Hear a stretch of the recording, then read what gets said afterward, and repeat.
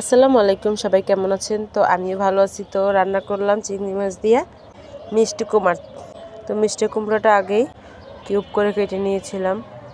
তো এর মধ্যে কাঁচা মরিচ, পেঁয়াজ, হলুদ, মরিচ, লবণ, ধনিয়ার গুঁড়া, জিরার গুঁড়া সব কিছু একসাথে মেখে নেব হাতে। তারপর মিষ্টি কুমড়োগুলো সুন্দর করে হাতে মেখে নেব। এইটা যত মাখবেন ততই ভালো লাগবে। যে কোনো জিনিসই যত মাখা হয় ততই ভালো লাগে।